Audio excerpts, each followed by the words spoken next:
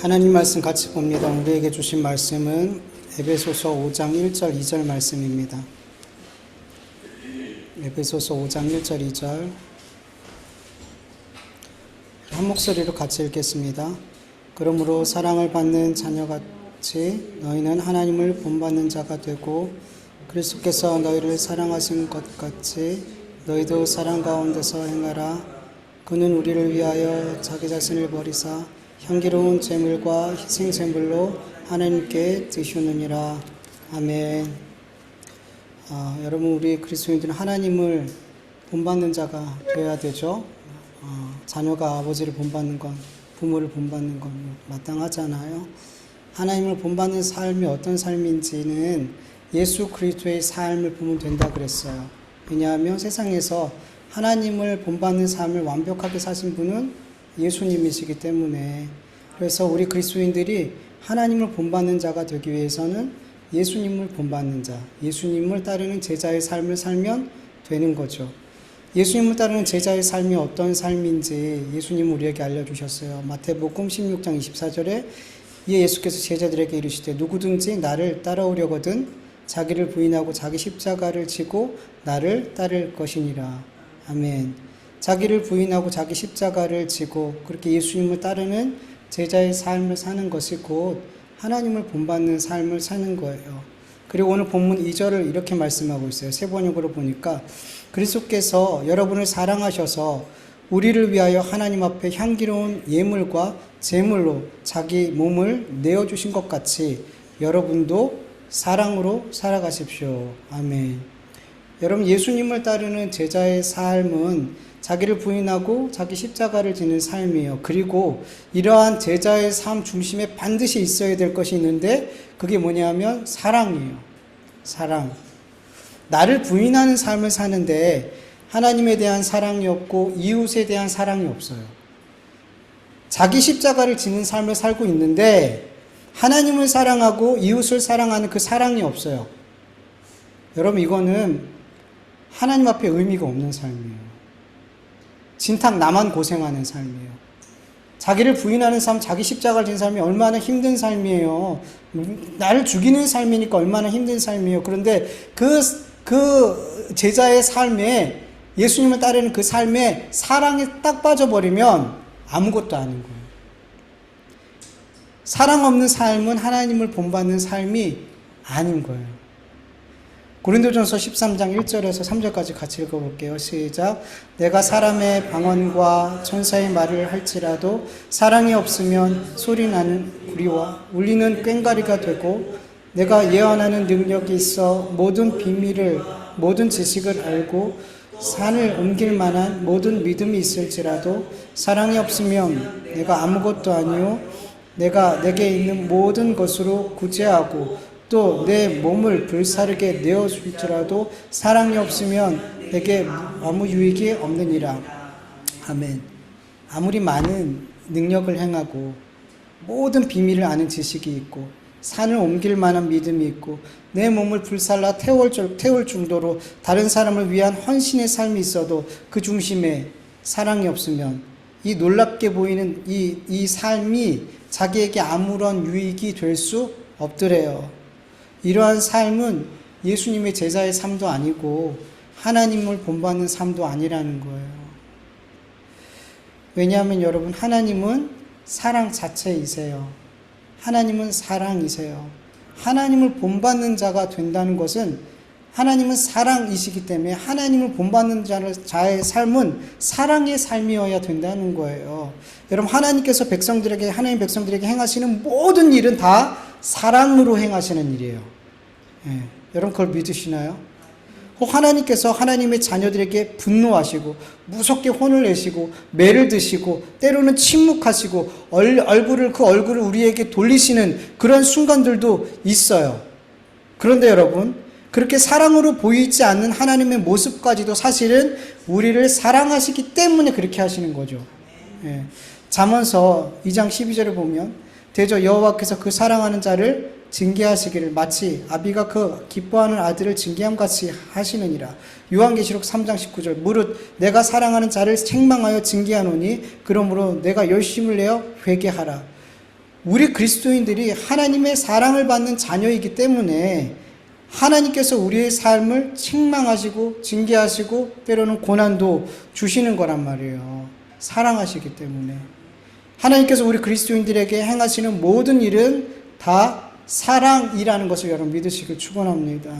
그리고 여러분 예수님께서 하나님과 동등됨을 내려놓으시고 종의 형체를 가지고 이 땅에 오셔서 십자가에서 자기를 버리사 하나님 앞에 향기로운 제물과 희생 제물로 드리신 것도 창세전 하나님이 택하신 우리 하나님의 자녀들을 사랑하셨기 때문에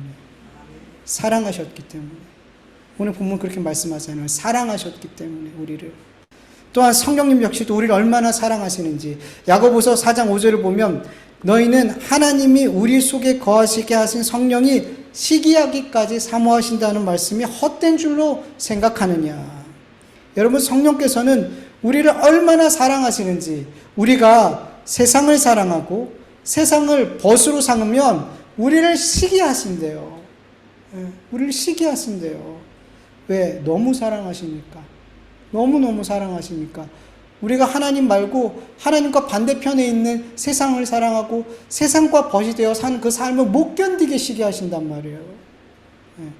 여러분 성삼위 하나님께서는 하나님의 백성들에게 행하시는 모든 일들은 다 그 중심에 뭐가 있다는 거예요?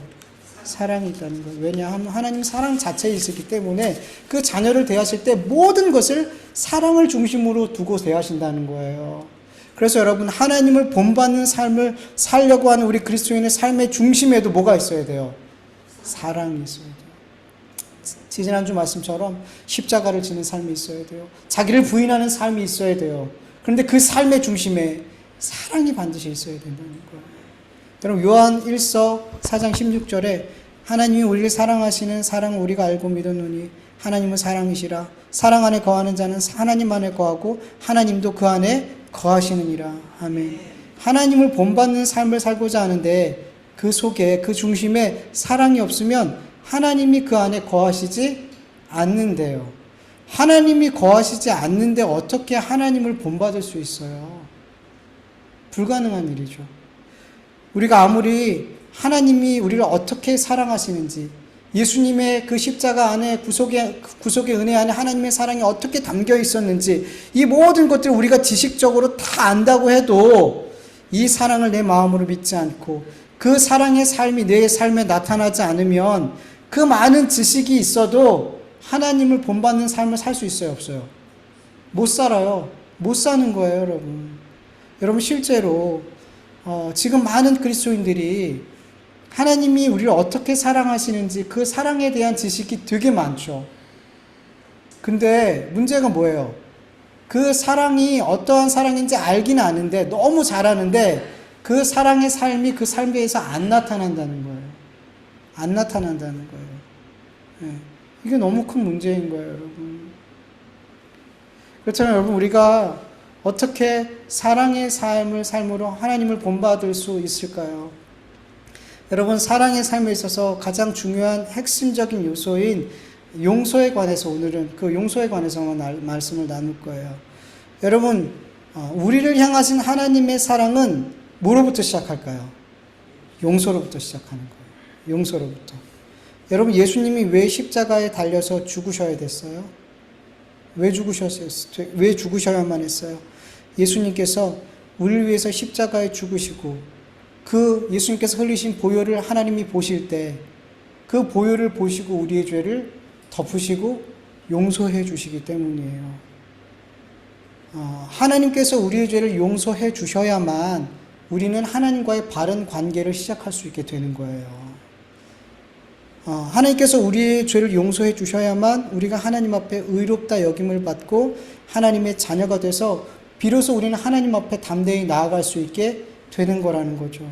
그래서 하나님의 사랑의 중심에는 용서가 있어요. 용서가 있어요. 네. 그렇기 때문에 우리 그리스도인의 삶의 중심에 사랑의 삶 중심에 용서가 있어야 되는 거예요. 무엇보다 여러분 오늘 본문 바로 위에 있는 말씀을 보면 에베소서 4장 32절 말씀 이렇게 말씀하고 있어요. 서로 친절하게 하며 불쌍히 여기며 서로 용서하기를 하나님이 그리스도 안에서 너희를 용서하심 같이 하라. 이 말씀이 끝나고 오늘 본문 말씀이 이어지는 거예요. 예. 이 말씀이 바로 연결된, 오늘 본문 말씀이 바로 이 말씀과 연결되어 있다고 우리가 생각하면서 볼 때, 하나님을 본받는 삶, 예수 그리스도께서 우리를 사랑하신 것 같이 우리가 서로 사랑하는 삶의 그 중심에는 뭐가 있냐면, 하나님께서 그리스도 안에서 우리를 용서하신 것 같이 우리가 서로 용서하는 것, 그것이 중심에 있더라는 거죠. 다 연결되어져 있는 거예요. 앞에 있는 말씀이랑. 근데 우리가 너무 잘 아는 것처럼 누군가를 용서하는 일 쉬워요, 어려워요? 어렵죠. 어떤 경우에는 내가 저 사람을 용서하는 게 가능할까라고 이런 생각이 드는 경우도 있죠. 참 어려운 일이에요. 말로는 누군가를 용서해요. 그 사람을 대할 때 용서한 것처럼 연기할 수도 있어요. 근데 알잖아요. 내가 용서한 척 한다는 거. 내가 알잖아요. 괜찮은 것처럼. 이젠 다 용서한 것처럼 연기는 하는데 아닌 거죠, 내 마음은. 예. 그 사람이 나에게 지은 죄, 상처들 잊어버려지지가 않아요. 안 잊어버려져요. 예. 그리고 문득문득 용서했다고 생각하는데 한 번씩 내 마음속에서 이렇게 올라오는 걸 보죠. 사람들은 이렇게 말해요. 죄는 미워해도 사람은 미워하지 말라. 너무 고상하죠. 우리가 이렇게 고상한가요? 전 이런 얘기 들으면서 참 고상하다. 저런 말을 꺼내는 사람 참 고상하다라는 생각을 하면서 마음속에 어떤 생각이 드냐면, 당신 정말 그렇게 할 수 있어? 당신 정말 저 사람의 죄는 미워하지만 그 사람은 미워하지 않을 수 있어? 용서할 수 있어? 라고 저는 생각이 들어요. 불가능해요, 여러분. 왜냐하면 그 죄가 그 사람이니까. 그 사람이 그 죄니까. 떨어져서 생각할 수 없더라는 거죠, 우리는. 근데 자꾸 그것을 내가 누군가가 용서가 안 되니까 그 사람을 용서하기 위해서 하는 말이, 그래, 죄는 용서하지 말자. 그러나 저 사람은 용서해 주자. 말이 안 된단 말이에요. 그 사람이 죄니까 안 되는 거. 제가 어렸을 때 전설의 고향 다들 보셨잖아요. 되게 많은 에피소드들이 나오잖아요. 그 중에 제가 몇 가지 잊어버리지 않는 내용이 있는데, 첫 번째는 내 다리 내놔. 이거는 절대 잊어버리지가 않아요. 너무 충격적이어서. 그 다리가 나중에 산삼이었잖아요. 기억나시나요? 그리고 또 잊어버리지 않는 게 하나가 있는데, 너무 사랑하는 부부가 있었어요. 근데 그 마을 안에 이 아내를 사랑하는, 납작 사랑하는 남자가 있었어요. 그래서 이 여자를 너무 얻고 싶어서 어떻게 했을까요? 이 남편을 죽였어요. 근데 이 사건은 미제로 남았어요. 해결이 되지 않았어요. 그리고 결국 과부가 된 이 아내를 이 짝사랑했던 이 남자가 결국에는 아내로 얻었어요. 그리고 오랫동안 나름 행복하게 살았어요. 나중에 시간이 많이 흐른 이후에 이 남편이 이 아내가 자기를 진심으로 사랑한다라고 생각이 됐어요. 그래서 사실대로 얘기했어요. 밤에 내가 사실은 당신 남편을 죽였던 사람이에요. 라고 이렇게 진실을 이야기했어요. 그 죄가 너무 용서할 수 없잖아요. 근데 이제는 이 사람 내 남편이 됐으니까 이 사람은 내가 미워하지 말고 용서해야지. 이렇게 돼야 될 것 같잖아요. 근데 결론이 어떻게 된지 알아요? 밤에 그 여자가 그 남편을 죽였어요. 그 죄가 그 사람이니까. 죄는 미워하는데 그 사람은 용서가 된다. 안 되는 거예요. 그 죄가 그 사람이니까. 비극적으로 끝이 났어요. 그 사람은 평생 그 남편을 죽인 그 사람을 그 누군지 모르지만 용서하지 못하고 그 마음에 늘 두고 있었어요. 근데 그 사람이 나타나자 그 사람이 내 남편이었는데, 내 다른 남편이었는데 용서가 안 되더라는 거죠.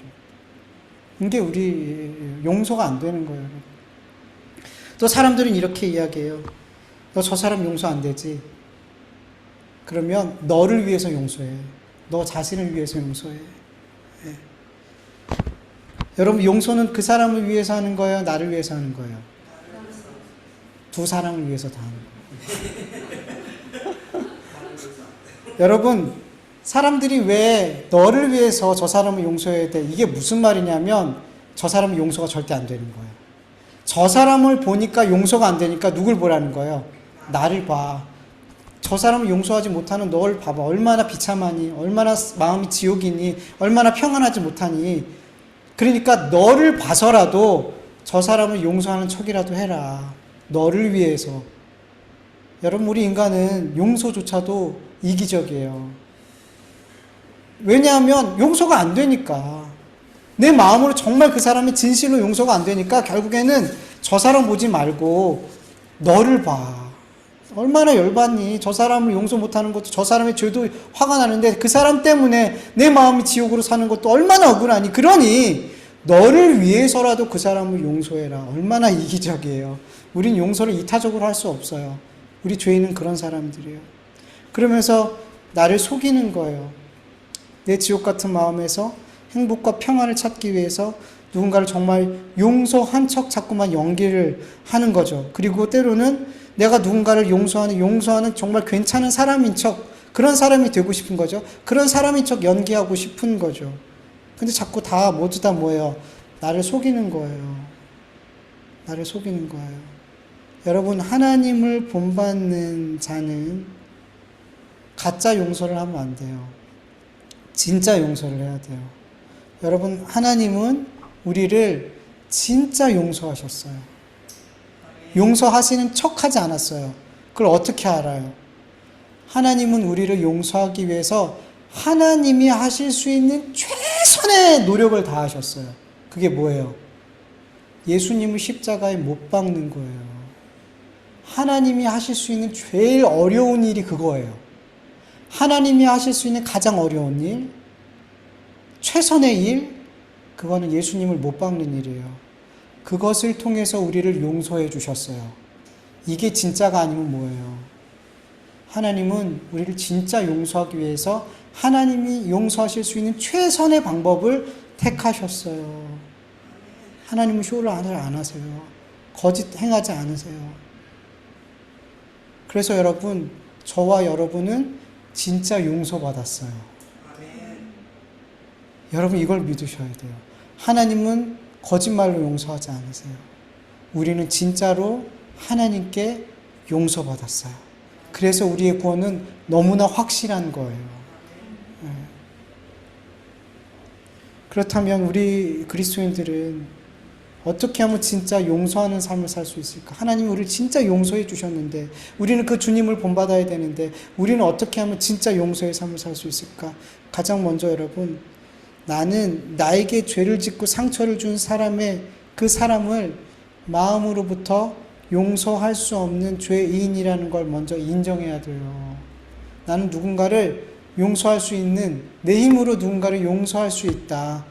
이런 교만한 마음을 버려야 되는 거예요. 여러분, 우리는 안 돼요.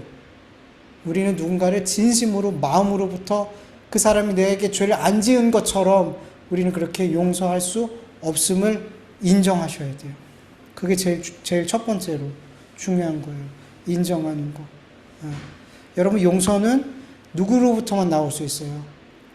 하나님으로부터. 하나님으로부터 용서가 나올 수 있는 거예요. 그래서 이 세상에서 진짜 용서를 할 수 있는 사람들은 누구밖에 없을까요? 하나님의 그 용서를 알고 믿는 그리스도인들만 진짜 용서하는 삶을 살 수 있는 거예요. 세상 사람들은 못 살아요, 여러분. 그래서 여러분, 예수님께서 우리는 누군가를 용서할 수 없기 때문에 용서할 수 있는 방법을 가르쳐 주셨어요. 뭐래? 기도해라. 제일 첫 번째, 기도해라. 그러면서 우리 주기도문에 있잖아요. 어떤 내용이에요? 우리가 우리에게 죄를 지은 자를 사하여 준 것 같이 우리의 죄를 사하여 주옵시고. 여러분, 이 기도에는 두 가지 전제가 있어요. 첫 번째 전제는 누군가 우리에게 죄를 짓고 있다는 거죠. 그러니까 우리가 용서하라는 거잖아요. 누군가 나에게 내 마음에 상처를 주고 손해를 입히고 나를 속상하게 하고 나를 미워하고 비방하고 내 삶에 걸림돌을 듣고 그렇게 나에게 죄를 짓는 사람들이 있더라는 거죠. 그래서 우리에겐 항상 용서해야 될 대상이 존재해요. 또 다른 말로 이야기하면 우리는 우리의 주변에 항상 내가 사랑을 실천할 수 있는 대상이 항상 존재해요. 항상. 그리고 이 기도의 두 번째 전제는 우리 역시 하나님 앞에 용서받아야 할 죄인이라는 거죠. 즉, 나도 누군가에게 그리고 하나님 앞에 죄를 짓는 삶을 늘 살고 있더라는 거예요. 그래서 여러분, 우리는 날마다 나의 죄를 하나님 앞에 용서를 구하는 기도를 드려야 되고, 또 한 가지 누군가를 용서할 수 있는 기도를 드려야 되는 거예요. 예. 여러분, 내 힘으로 용서할 수 없어요. 그래서 여러분, 우리는 뭐 해야 되는 거예요? 기도하는 거예요. 기도하는 거예요. 근데 여러분, 내가 나에게 정말 악한 짓을 한 그 사람을 위해서 기도하기가 쉬워요, 어려워요? 어렵죠? 기도 시작할 때, 내가 저 사람을 위해서 시작할 때 기도가 안 나와요. 그래서 어떻게 시작해야 돼요? 하나님, 제가 저 사람을 위해서 용서에 기도할 수 있도록 저에게 도와주세요. 그 기도부터 시작이 되더라는 거죠. 기도가 안 나오니까. 근데 여러분, 그렇게 기도를 시작하다 보면요, 처음엔 용서가 안 돼요. 기도를 해도 그 사람에 대한 용서의 기도가 잘 안 나와요. 근데 계속 하나님 앞에 기도하다 보면 성령께서 내 안에서 정말로 그 사람이 행한 일들에 대해서 용서할 수 있는 마음을 주시더라는 거죠. 그리고 나중엔 어떻게 되는 줄 아세요? 그 사람이 정말 그 사람을 변호하게 돼요. 하나님, 저 사람 사실은 저에게 이렇게 잘못했는데 분명히 이런 일 때문에 있었을 거예요.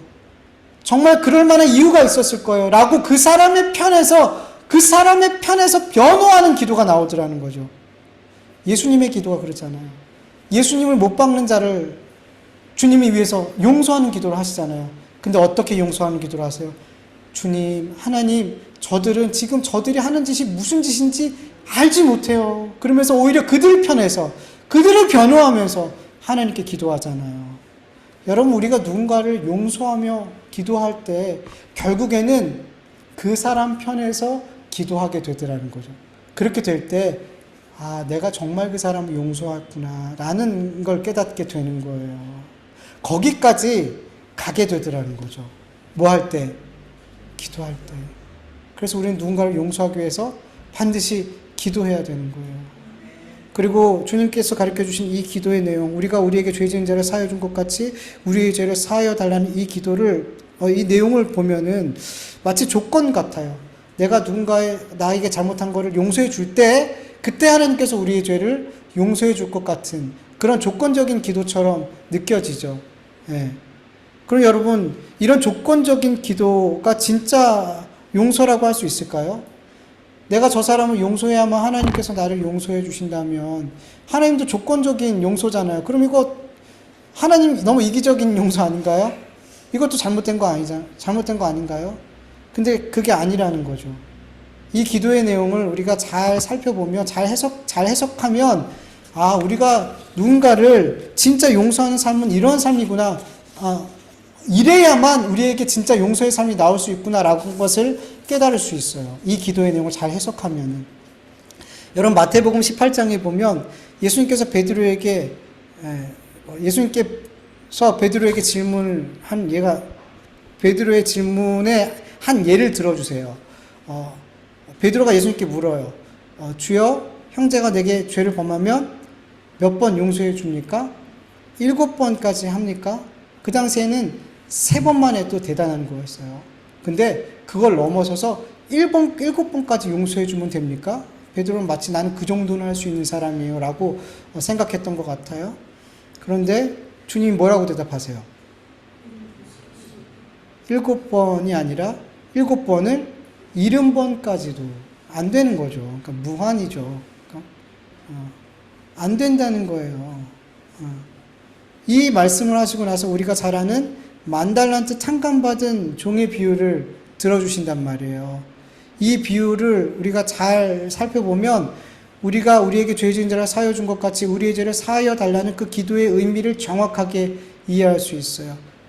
여러분, 예수님의 비유 가운데 한 종이 임금에게 10,000달란트를 빚졌다 그래요. 여기서 빚진 자라는 단어와 주기도문에서 우리에게 죄 지은 자, 이 죄 지은 자라는 단어가 똑같은 단어예요. 즉 예수님의 비유에 나오는 빚은 물질적인 빚이 아니라는 거죠. 죄라는 빚이라는 거죠. 죄라는 빚이에요. 그것도 어떤 방법을, 어떤 대가를 치러도 치러질 수 없을 만큼 어마어마한 큰 죄라는 거죠. 여러분, 보통 죄라는 헬라어 단어 하마르티아, 이 뭐예요? 표적에서 빗나가는 것, 이게 하마르티아 많이 들어보셨잖아요. 표적을 맞추려고 노력했는데 빗나간 게 아니에요, 여러분. 처음부터 그릇된 표적을 삼고 잘못 쏜 거예요. 일부러 잘못 쏘는 거예요. 이게 죄란 말이죠. 죄인은 처음부터 하나님께서 정해두신 표적을 자기의 표적으로 삼지 않는다는 거예요. 자기가 원하는 표적을 삼고 그 표적을 향해서 내 삶을 쏘는 삶을 살더라는 거죠. 예수님을 믿고 난 이후에도 우리가 그럴 때가 있잖아요. 죄는 계속해서 예수님을 믿고 있는데도 불구하고 우리로 하여금 하나님이 주신 목표가 아니라 내가 세운 목표를 두고 집요하게 그 목표를 향해서 내 삶을 쏘게 만든단 말이에요. 여전히 우리에게 그런 죄가 있어요. 그러니까 자꾸만 확인해야 되는 거죠. 여러분, 죄라는 것은 그렇게 늘 하나님 앞에 불순종하는 삶을 살게 만든단 말이에요. 그런데 이렇게 표적을 빗나가는 죄인된 삶, 이것이 곧 하나님께 빚지는 삶이라는 거죠. 여러분, 빚을 진 사람은 빚을 갚기 전에 빚에서 자유로울 수가 없죠. 예.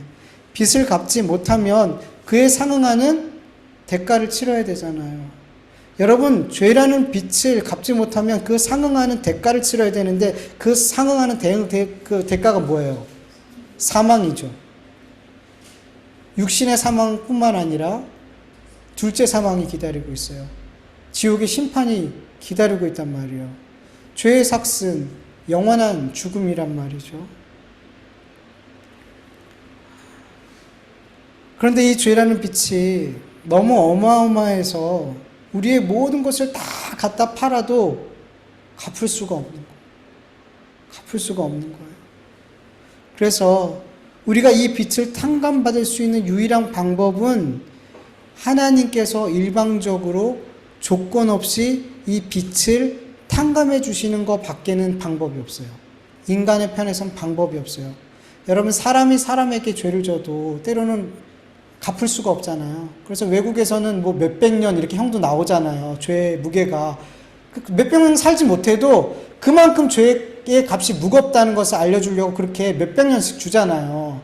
때로는 죽음으로 갚기도 하잖아요. 그 죄의 값을. 근데 사람이 사람에게 지은 죄도 아닌 사람이 하나님에게 지은 죄를 도대체 무슨 방법으로 갚을 수 있냔 말이죠. 못한단 말이에요. 불가능하단 말이에요. 그래서 하나님의 편에서 우리의 죄를 탕감해 주는 것밖에 방법이 없어요. 근데 하나님은 공의로우신 분이에요. 대가를 치르지 않고 용서가 안 되시는 거죠. 그래서 하나님께서 택하신 방법이 뭐예요? 예수님을, 하나님의 독생자, 죄가 없으신 예수님을 우리를 대신해, 우리의 죄값을 대신해서 죽이셨다는 거예요. 그래서 우리의 죄를 용서받게 하시더라는 거죠. 그러니까 우리의 죄가 용서받고 우리의 죄가 탕감받고 우리가 구원받는 것은 온전히 하나님의 은혜인 거예요. 온전히 하나님의 은혜인 거예요. 여러분, 임금에게 만 달란트 빚진 종은 임금에게 절대 갚을 수 없는 빚을 탕감받았어요. 탕감해줬어요, 임금이. 그를 불쌍히 여기고. 임금의 용서와 자비죠. 그런데 그 1만 달란트 탕감받은 종이 그 탕감을 받고 집에 돌아가다가 동료를 만났어요. 근데 그 동료가 100데나리온 빚졌어요. 그러자 이 1만 달란트 탕감받은 사람이 그 100데나리온 빚진 동료의 멱살을 잡으면서 내 돈 갚으라고. 그러니까 이 동료가 내가 지금 돈이 없으니까 날 좀 참아달라고 그렇게 이 1만 달란트 빚진 자가 임금에게 빌었던 것처럼 그렇게 자기에게 빌드라는 거예요. 그럼 어떻게 해야 돼요? 용서해 주는 게 인지상정 아니에요?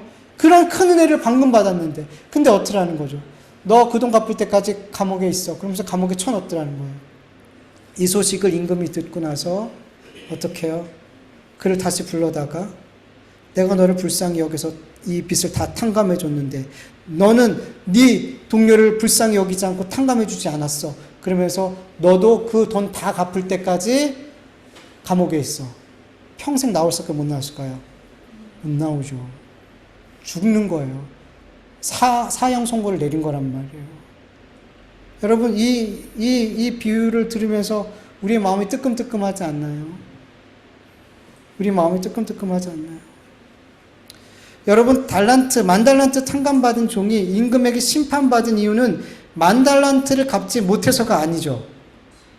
10,000달란트를 탕감해준 그 임금의 자비와 용서를 무시한 거죠. 무시한 거예요. 임금의 자비와 용서를 무시해서 그는 심판받은 거예요. 그게 그의 죄란 말이에요. 여러분, 사람들이 하나님께 심판받는 이유는 분명 죄 때문이에요. 그렇죠? 그런데 도덕적인, 윤리적인, 양심적으로 또 종교적으로 이런 죄를 져서 심판받는 게 아니에요. 가장 근본적인 죄의 문제는 그게 아니란 말이에요. 가장 근본적인 죄의 문제는 하나님께서 우리에게 행하신 그 놀라운 은혜와 그 사랑과 그 하신 일들을 인정하지 않고 믿지 않고 무시해버리는 거예요. 하나님께서 행하신 모든 그 일들을 인정하지 않고 믿지 않고 무시해버리는 그 악한 마음에서 하나님에게 심판받을 죄악된 삶이 나오더라는 거예요.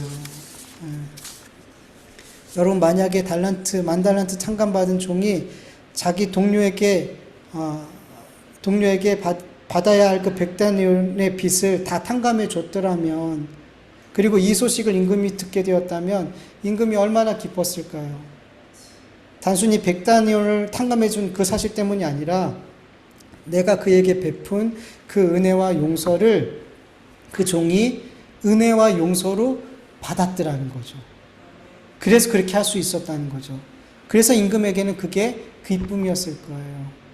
여러분, 우리가 누군가의 죄를 진심으로 마음으로 용서해 주었다는 것은, 그리고 그를 용서하기 위해서 기도하며 애쓰고 있다는 것은 하나님의 은혜와 용서와 자비가 내 마음에 믿어졌기 때문이에요. 그게 받아들여졌다라는 증거이고, 그래서 내가 사랑의 삶을 살고 있게 되는 거고, 하나님을 본받는 삶을 살려고 애쓰고 있더라는 거죠. 예. 그 사람을 단순히 용서하는 기도를 하고 용서했기 때문에 기쁜 게 아니라 하나님이 나를 용서해주고 나에게 은혜를 베푸신 이 모든 것을 내가 받아들였다는 그것이 하나님이 기쁘신 거예요. 예. 여러분, 우리 평생에 용서해야 할 사람이 끊임이 없죠. 계속 나타나죠. 이 말씀은 곧 우리 그리스도인의 삶에는 끊임없이 사랑의 삶, 용서의 삶을 살아야 되는 그 상황 속에 우리를 하나님께서 계속 던져 넣으신다는 거예요. 그래서 우리가 이 삶 속에서 영적으로 게으름에 빠지고 하나님과의 바른 관계가 자꾸만 소홀하게 된다면 여러분, 우리는 금방 사랑의 삶을, 용서의 삶을 살 수 없게 돼요.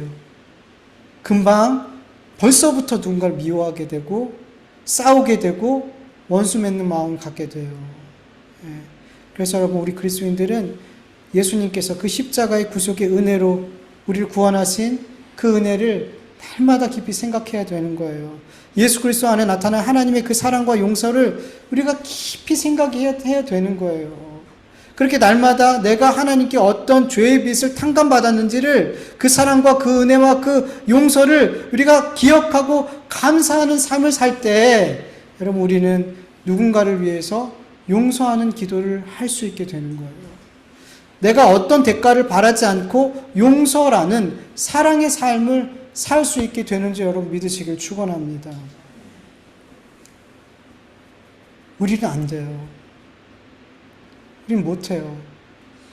그래서 계속해서 나를 용서하신, 나를 구원하신 그 십자가의 그 사랑, 그 은혜를 우리가 잊지 않고 살아가는 거예요. 이게 얼마나 중요한데요. 매주 이 얘기를 해도 우리에겐 지나침이 없어요. 왜냐하면 우린 매주 누굴 용서하지 못하니까. 매주 사랑하지 못하니까. 여러분, 사랑을 빼버리면 우리 그리스도인들에게 사실은 얘기할 게 없어요. 그냥 전제로 깔고 얘기하는 거예요, 여러분. 전제로 깔고 얘기하기 때문에 사랑이 늘 안 나오는 거지. 사랑이 우리 안에는, 그리스도인들에게는 하나님이 사랑이시기 때문에 그리스도인의 삶의 모든 믿음의 삶의 행위 안에는, 중심에는 늘 사랑이 있단 말이에요. 이 사랑이 빠지면 아무것도 아니란 말이에요. 그리고 그 사랑의 중심에 뭐가 있다고요? 용서가 있더라고요. 용서가 있어요. 그래서 여러분, 내가 지금 하나님과 관계가 바르고 내가 성령에 예민하게 반응하고 이러한 삶을 살고 있는데 어떻게 확인할 수 있냐면, 내가 자꾸 나를 미워하고 나를 힘들게 하는 그 사람들 위해서 내가 기도하고 있거나, 그 사람을 향해 계속 용서하는 마음을 계속 품고 있고 그 사람이 잘 되기를 바라고 있고 이런 마음들이 내 안에 계속 있잖아요. 아, 그러면 내가 하나님과 지금 관계가 바르구나. 내가 사랑의 삶을 살고 있구나. 하나님을 본받는 삶을 살고 있구나 라고 보시면 돼요. 그리고 반대로 내가 자꾸 누군가를 미워하고 있어요. 용서가 안 돼요. 그 사람이 나쁘게 되기를 바라요. 그 사람이 망하기를 원해요. 그 사람이 하는 일마다 다 저주가 됐으면 좋겠어요. 막 이런 마음들이 내 안에 있다면 지금 내가 지금 누군가와 관계가 어려운 거예요. 하나님과 관계가 지금 어려움이 있는 거예요. 내가 하나님 본받던 삶을 살지 못하고 있는 거예요. 왜? 내 안에 사랑의 삶을 살고 있지 않기 때문에. 그래서 여러분, 사랑의 삶을 사는 것, 그리고 그 중심에 있는 용서의 삶을 사는 것, 우리 그리스도인에게 너무나 중요하고 우리의 삶에서 날마다 확인되어지는 삶이어야 된다는 것을 믿으시길 축원합니다. 우리 같이 말씀을 기억하면서 같이 기도드리죠.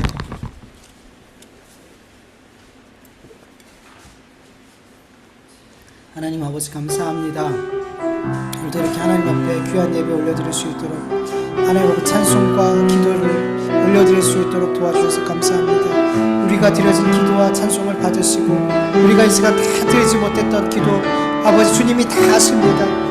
우리의 필요를 아시고 우리의 간구를 아시고 우리의 슬픔을 아시고 우리의 갈등을 아시고 주님이 다 아시는 가운데 있사오니 구하지 않은 것 주님 우리의 마음에 있는 모든 것을 다 살피시고 아버지 우리에게 가장 선한 길로 우리에게 응답하여 주시옵시고 간절히 원합니다. 주님 이 시간 주의 말씀을 나누었습니다. 아버지 이 말씀 속에서 하나님의 음성이 들려지게 하여 주시옵소서. 하나님이 나를 향해서 말씀하신 그 음성이 들려지게 하여 주시옵소서. 그래서 내 상황 속에서 많은 사람들과의 관계 속에서 많은 일들 속에서 내가 어떤 삶을 살아야 될지 어떤 결정을 해야 될지 하나님의 말씀 속에서 답을 얻게 하여 주시옵소서. 우리가 자꾸만 이 세상 속에서 세상의 방식으로 답을 얻지 않게 하여 주시옵소서. 기도하는 가운데 말씀을 읽고 듣고 배우는 가운데 성령께서 주시는 예미한 세미한 음성을 듣고 그것을 통해 우리가 판단하고 분별하고 선택하는 삶을 살아갈 수 있도록 도와주시옵소서. 하나님 오늘도 주님 주신 말씀 가운데 한 말씀이라도 내 중심을 움직이고 내 삶을 움직이는 말씀이 되어서 나의 삶을 변화시켜 주시옵소서. 아버지 하나님을 본받는 삶이 되게 하여 주시옵소서. 특별히 우리가 정말 사랑의 삶을 살길 원합니다. 그 사랑의 삶의 중심에 있는 용서의 삶을 살길 원합니다.